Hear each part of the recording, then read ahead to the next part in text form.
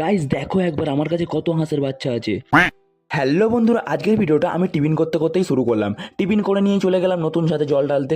নতুন ছাদ হয়েছে, জল তো ঢালতেই হবে। ছাদটাকে পুরো জল দিয়ে ভিজিয়ে দিয়ে আমি চলে গেছিলাম গোডাউনে একটা তুলোর বস্তা আনতে। দোকানে আজ নানা রকমের ভান্ডার এসেছে, যেমন হাঁস, ময়ূর, সিলিন্ডার, হাতি, পেঁচা, বেল। তাই ভান্ডারগুলোকে গাড়ির মধ্যে গুছিয়ে রাখছিলাম। এই গাড়িতেই আমাদের ভান্ডারগুলো থাকে। ভান্ডারগুলো দেখতে খুবই সুন্দর, আর এই ভান্ডারগুলো আমাদের দোকানে পাওয়া যায়। যদি কেউ কিনতে চাও তাহলে আমাদের দোকানে আসতে পারো। আশা করছি আমাদের দোকান সবাই জানো, যারা রোজ আমার ভিডিও দেখো। তারপর দুপুরবেলা ঘরে খেতে এসে দেখলাম নতুন দোকানে ইলেকট্রিকের কাজ চলছে। আজ কাজ করলে ইলেকট্রিকের প্রায় কাজ শেষ হয়ে যাবে। কত টাকা দিচ্ছ হেল্পারটাকে? 400 টাকা। 400 টাকা। 400 টাকা কাজ ঠিকঠাক করছে? মোটামুটি কাজ ঠিক করছে, মানে চলে যাবে।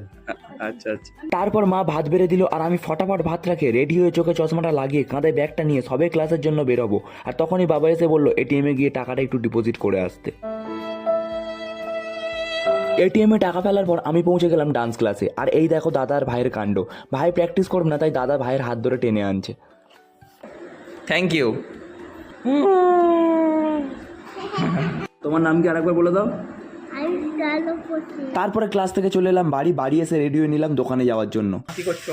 এই ঘুগনি করছি, রাতের বেলা রুটি দিয়ে খাওয়া হবে। ঘরে এসে দেখলাম দোকানে লাইট লাগানোর কাজও কমপ্লিট হয়ে গেছে।